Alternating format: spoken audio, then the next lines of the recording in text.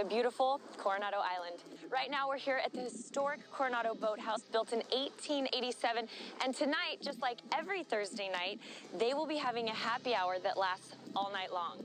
So let's head inside, grab a drink, and get started. Here about 2.5 years, but that's not quite as long when you compare it to some of my other coworkers. I mean, for example, a good friend of mine, Sean, who works here, he's been bartending here for at least 12, maybe more like 13, 14 years. Oh, wow. Yeah. So then I guess it's pretty bearable working here. Yeah, bearable. Bearable, I'd say, is a little bit of an understatement. I kind of love it. It's a pretty great place to work. Awesome. I mean, the people are awesome.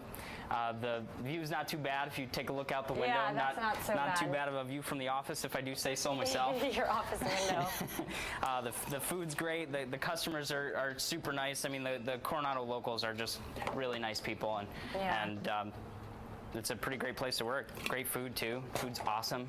I mean, our happy hour is great. We're doing a happy hour Monday through Friday, 5 to 6:30, and we do an all-night happy hour on Thursday with live music, which is awesome. I know all about it. Pretty I'm gonna be there. So what are you making me right now to drink? Right now, I'm making you one of our signature drinks. It's called the Berry Naughty Bliss. Ooh. It is a mandarin and citrus vodka that we infuse with raspberries and blackberries and other things like that. And then shake it up with a little citrus, and we pour it in a nice little martini glass here with a sugar rim. Nice. It's nice and pretty. Yeah, good. I like purdy. Don't we all? And it's pink, And one of my it's pink. favorite colors. I know. So Finally, another pink drink that's not a Cosmo. Yes. All right. Thank you so You're much. very welcome. Let's give this a taste. Let's. Perfect. Yeah? Thank you very much. Nice. Awesome. Well, I'm going to head downstairs and I'm going to talk history. Okay, that sounds fun. Oh. Come back and see us later. Your first round's on me. Thank you. I will. I'll be back for dinner, actually, so I will take you up on that offer. All right. Thanks, Sounds Mike. good. I'll see you then. So we'll go visit Mike a little bit later and take him up on that drink offer. But for right now, let's go say hi to Joe, our local historian, and get a little history lesson about Coronado and the boathouse. Coronado Boathouse was originally built in 1887 as practice for the less-than-professional crew that was to build the Hotel del Coronado. It had been home to many great adventures in its 183-year lifespan.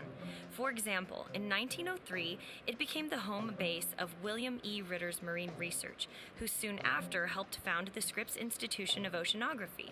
In 1912, the Coronado Yacht Club established its first headquarters here, followed in 1920 by the San Diego Yacht Club.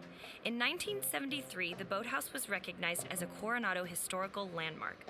To this day, it is one of Coronado's most popular restaurants and remains a testimony to San Diego's heritage. Hi, Joe. Hello, Jeannie. Nice to meet you. Nice to see you. Thanks for joining us. So we have Joe Dittler here, our resident historian, and you were the former Coronado Historical Society director. Is that right? That's a mouthful, yes. Yeah, so it sounds like we're in a pretty historical place here, right? You know, it's been said that Coronado has more history per square foot than any place in San Diego County. And I have to say, I agree completely.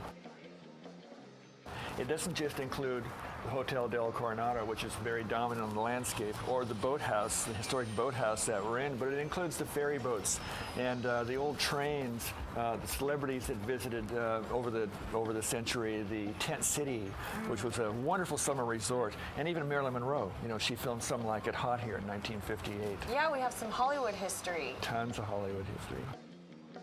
I'm so glad that you've discovered the boathouse, because this is truly one of San Diego's great historic landmarks, but it's also a fantastic restaurant. Yeah. The locals, we hang out here all the time.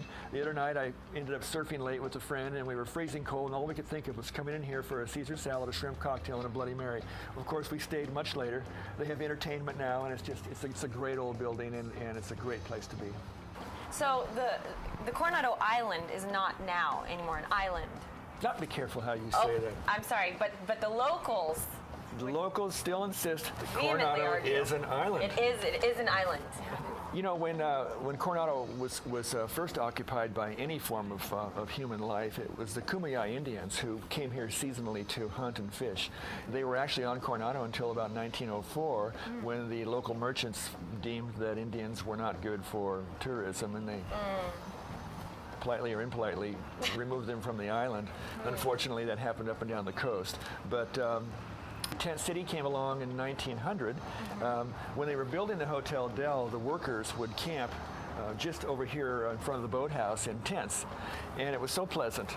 Someone eventually just said, gee, we should do this and charge a little less than the hotel and see how it goes. And it started out, it was about 3 weeks long and had 100 tents. And by year 3, it was 6 months long and 3,000 tents. It just was phenomenal. Wow. It was just a wonderful place. It was like a 6-ring circus. Thousands of people would come to visit Tent City, in addition to the thousands that lived here. Wow. You know, one of the fascinating stories about Coronado occurred in New Year's Eve, 1936. There was a 300-foot-long ship that had been weighted down with cement so that it wouldn't rock too much, and it had been outfitted with gambling equipment and dancing. And a floating casino. It was a sin ship. Oh. On New Year's Day, 1937, when it crashed on the beach in a vicious storm, every minister in the land took credit for it. And what was funny was people came from all over the island, the hotel guests, the Tent City guests, they all ran down to the beach, and they would pick up bottles of whiskey and stick them in their coat and run back to their room or whatever. Several people were seen running off with roulette wheels. It was a rather defining moment. In August of 1969, the Coronado Bridge was completed, and they opened it at midnight. And there was actually an advertised "Take the Last Ferry Boat Ride" theme going around for weeks, and so all of us wanted to be on the last ferry. Well, my friends and I, we were on the last ferry, and it was going to San Diego, and the old engineer turned the engines off and said, "Everybody off, into the era." And I looked at him, I said, but we're going back to Coronado. And he goes, not on this boat, you're not. Oh. So 2 girls swam back, and my friend Bobby Pickford and I began going from car to car, offering to give our services as tour guides to see Coronado. Be the first to cross the bridge. We'll show you Coronado. Well, it actually worked on a young couple in a little convertible. We were the first hitchhikers to cross the bridge. When they were building the bridge, they had a little thin metal catwalk underneath. It's still there. And you were the coolest guy in your class if you could go up there, and your girlfriend would cling onto your arm, and you were guaranteed to get to first base, at least a kiss on the cheek, because they were so frightened to be up that high, and that little catwalk, just pieces of metal holding you from certain deaths. Thank you so much for enlightening Well, you're very us welcome. and the history lesson. And It's been a